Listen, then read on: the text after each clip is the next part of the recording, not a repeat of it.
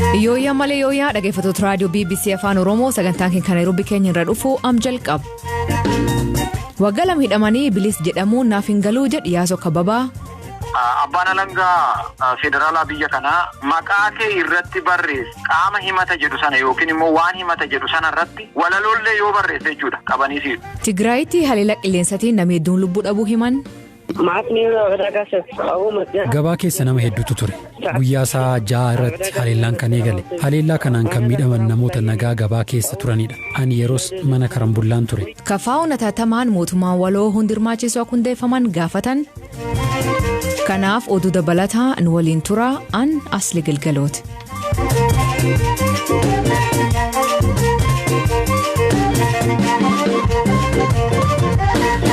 Dhaggeeffattootni oduutiin jalqabaanii ergamni tajaajila filannoo gamtaa Afrikaa rakkoo nageenyaa weerara COVID-19 fi hanqinni meeshaa filannoo haa turu malee filannoon biyyaalessaa tasgabbaa fi nagaa qabeessa akka ture hima.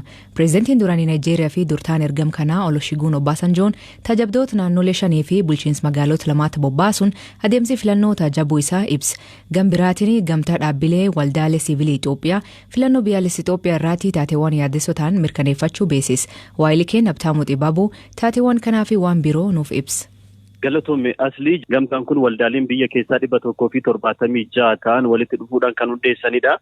Filannoo biyyaalessaa marsaa jaffaa Itoophiyaa guyyaa dheengaddaa adeemsifames naannolee 7 fi bulchiinsa magaalotaa 2 keessatti taajabuu isaaniiti kan isaan himanii adeemsa buufataalee filannoo itti banaman adeemsa sagalee kennuu akkasumas immoo adeemsa lakkaawwii bu'aa yookaan immoo sagalee filannoo taajabuu isaanii ibsa.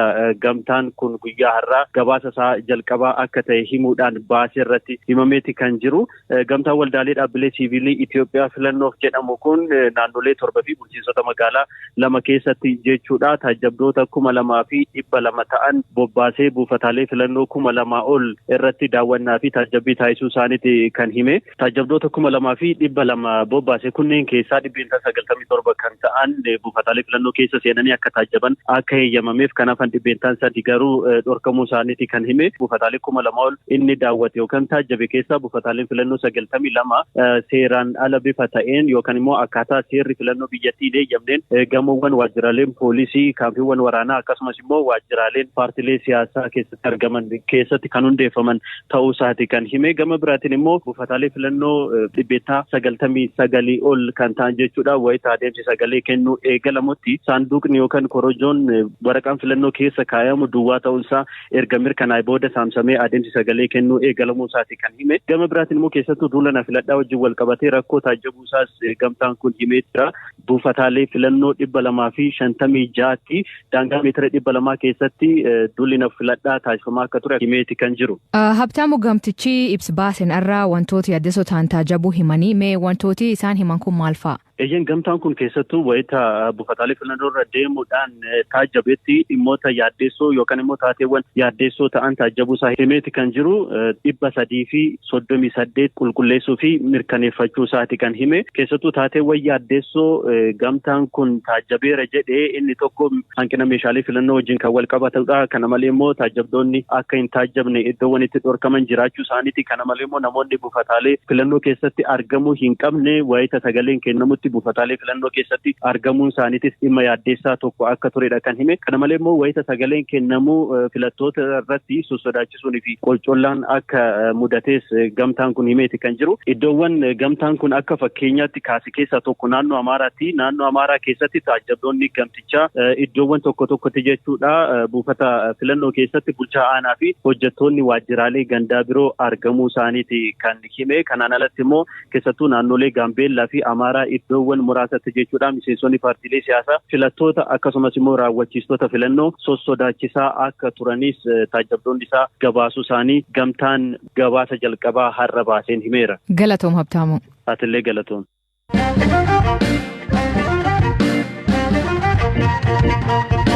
Naannoo Tigraay magaalaa Godha jedhamtuutti haleellaan xiyyaaraa lubbuu namoota hedduu galaafattee namoota hedduu miidhuu kanneen ilaan argine jedhan BBC'tti himan. Haleellaa qilleensarraa kanaanii namoonni hedduun miidhamu biiroon fayyaa naannichaa BBC'tti hima. Raayyaan ittisa biyyaa namoota nagaa irratti haleellaa raawwachuu mormachuun haleellaan qilleensarraa shororkeessota balleessuu fi taasifamee jedhu. Lafa gabaa Togogaa jedhamtu magaalaa Maqaleerraa kiiloomeetira 25 fagaattee argamtutti haleellaan boombii kan raawwate. Wayita haleellaan kun raawwatu namootni hedduun gabaa keessa akka turan kanneen haleellaa kanaan miidhaan irra gahe hospitaala Aayidar magaalaa Maqaleetti yaalamaa jiran BBC'tti himaniiru. Gabaa keessa nama hedduutu ture.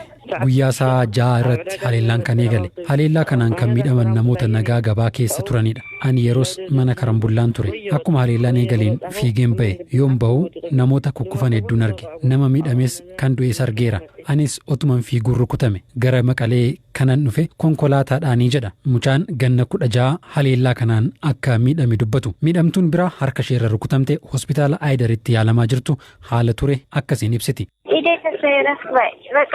Kanan rukutame harka koorra. Haleellaan kan raawwatame gabaa walakkaatti. Halkan meeshaa waraanaa gurguddaan dhukaafamaa ture. Haleellaan qilleensarraa garuu guyyaadha kan eegale. Namoota hedduu miidhaan irra ga'e argeera. Namootni qaamni isaanii ciccitee bifa isaanii addaan baasuun ni rakkisa ture. Anis battala rukutame naasuun of wallaaleen ture. Jiraattota baadiyyaa naannawaa san jirantu dhufee nu kaase. Haleellaa boombii qilleensarraan gabaa Togogaa irratti guyyaa kaleessaa raawwatame jedhame kanaan namoonni 7 miidhamanii hospitaala Aayidar jiraachuu ogeessi fayyaa hospitaalichaa maqaan isaa akka hin dhaamne gaafate tokko BBC'tti himeera. Lakkoofsi namoota haleellaa kanaan du'anii qixaan beekuun hin danda'amne. Jiraataan BBC'n dubbise tokko kan bakka gabaa kanaa akka ture himu lakkoofsi namoota du'anii haga 80 gahuu akka danda'u dubbata. Biiroon fayyaa naannoo Tigraay haleellaan kun raawwachuu mirkaneesse namoonni hedduunis haleellaa kanaan miidhamuu himeera. Qondaalli olaanaa biirichaa kan maqaan isaanii akka dhahamu hin feene tokko namoota miidhaman kaasuuf ambulaansii gara bakkichaatti erginus loltoonni Itoophiyaa ambulaansiin akka hin dabarre dhorku dubbatu. Yeroo afurii ol ambulaansii erguudhaaf yaallee dhorkamneerra. Al tokko ambulaansiitti waan dhukaafameef ofirra deebi'uuf dirqamneerra. Kan dhorkaa jiran loltoota uffata raayyaa ittisa Itoophiyaa uffatanidha. Naannoo irraa xalayaa fidaa nuun jedhu. Qaamni xalayaa kennu immoo akkanumaan darbuu dandeessu nuun jedha. Qaamolee adda addaa irraa ragaa arganneen namoonni 44 miidhamaniiru. Namoonni 60 hanga 70 ta'an akka du'an ogeeyyiin fayyaa nutti himaniiru. Haleellaa qilleensarraa kana raawwachuun kan himatame raayyaan ittisa biyya Itoophiyaa tibbana haleellaa qilleensarraa raawwachuu amanee gabaarratti haleellaa raawwachuu akkate. Dubbii himaa raayyaa ittisa biyyaa Koloneel Geetnet Adaana. Haleellaa qilleensarraa gabaarratti kun akkamiin ta'uu danda'a? Raayyaan ittisa biyyaa kanan godhu. Nuti raayyaa qiyyaafannoo isaa adda baasee rukutuu danda'u qabna. Gonkumaa kana gochuu hin danda'u. Humni qilleensaa keenya haleellaa qilleensarraa kan godhu bakka isaan dhokatanii jiranittidha.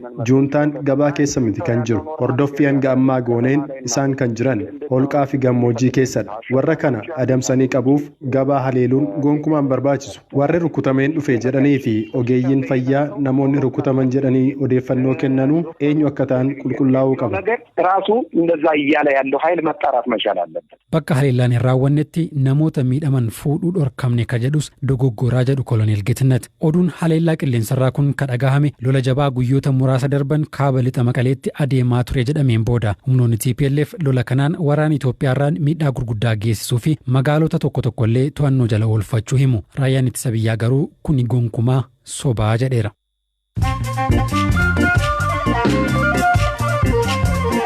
Dhaggeeffattoonni amma oduu gabaabaa addunyaa isaanii dhiyeessaa jalqabaanii koongireesiin federaalaa oromoo kafaa'uun filannoon haqa fi hirmaachisa hin taane dimokiraasii fiduu hin danda'u jechuun filannoon bilisaa haqa beessaa fi fudhatamummaa qabu waggoota keessatti geggeeffamuu gaafatan. Haal siyaasa Itoophiyaa ilaalchisee ibsa baasen kafaa'uun hatattamaan mootummaan waloo hundi hirmaachisuu akka hundeeffamuu fi marii waliigaltee biyyaalessaa hundi hirmaachisaa ta'e hatattamaan akka jalqabu gaafatan. Ameerikaan lameen isii tokko magaala Finfinnee keessatti du'uu mirkaneessuun garuu sabab maatiif jecha odeeffannoo bal'aa kennuu hin dandeenye. Dubbii himaan State Department US Ned Price lammiileen Ameerikaa filannoo Itoophiyaa tajaajiluuf ture magaala Finfinneetti du'uu mirkaneesse. Josh Marsh Finfinnee hoteela Radisson Blue keessatti du'anii argamuu poolisii magaala Finfinnee beeksisee ture. Ministeerri dhimma alaa Suudaan mani maree nageen mootummaa gamtoomanii UNCS'n waldhabdee dhimma hidha haaromsa baay'ee irratti uumameen keessa akka seenuuf gaafate. Suudaan dhiibbaa hidhichaa nageen namoota miliyoona lakkaa'aman irra qaburraatti UN akka mari'atuuf gaafate. Kib Madaagaskaritti beelti cimtee namoonni waan nyaatan dhabanii dhoqqee nyaachuu eegalan. Sagantaa nyaata addunyaa WFP naannichaatti rakkoon beelaaf ongeen kurnan 4 oliif jiraachuu himan. Namoonni 800 beelaaf saaxilamuu himan. weerar covid-19 ka Uganda miidhaa jiru hordofee mani maree biyyattii 7 cufamuu himan. Torbe dabree miseensonni paarlaamaa Uganda dhibtook ta'anii dhukkubichaan qabaman. Baha Afrikaatti dhukkubichi huncumee babal'achuu jira.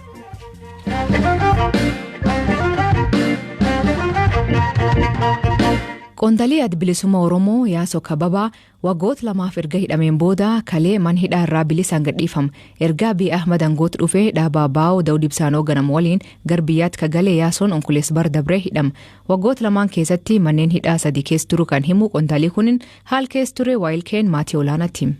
Dhugumaa ta'uudhaaf biyya kana keessatti adeemsi seeraa hin jiraa, abbaan seeraa hin jiraa, seerri hin jiraa, haqni mul'ataa, manni murtii bakka akkatti argatanii jedhanii dubbachuudhaaf nama rakkisu. Amma haala amma jiru kana keessatti hoggaatii lamaan kana yoo xinnaate dhaddacha yeroo 36 akkas dhaabbateen jira. Gaaf takka himatan ani himatame sana himanni sun sirriidhaa dogoggora kan jedhe hin jiru, ragaan natti ba'e hin jiru, akkanumatti si deddeebisuu si mankaraarsu fi yeroo tokko akka ati namooma keellee jibbitu waan si godhuuf hojjechuudha kan achirraa mul'atu. Asirratti waan naan odoon dubbatiin irra hin darbine tokko abbaan alangaa federaalaa biyya kanaa maqaa kee irratti barreesse qaama himata jedhu sana yookiin immoo waan himata jedhu sana irratti walaloollee yoo barreesse jechuudha qabanii si himata dhiisi. Himanni waan biraatiyu maqaan kee irraa jiraatu karaa olaan karaa gadaan walaloo barreessu yookiin waan fedhe irratti haa katabu fakkiillee irratti haa kaasu ati qabamtee hidhamta. Kanatu haqa jedhama biyya kanatti. Kuni haqaa miti. Haqni akkanaas hin jiru. Walumaa galatti ani hidhamaa siyaasatiin ture jaallan kiyyaa fi waallan kiyya kan afaana turan hidhamaa siyaasaa turanii. Of course hidhamaan siyaasaa murtii seeratii fi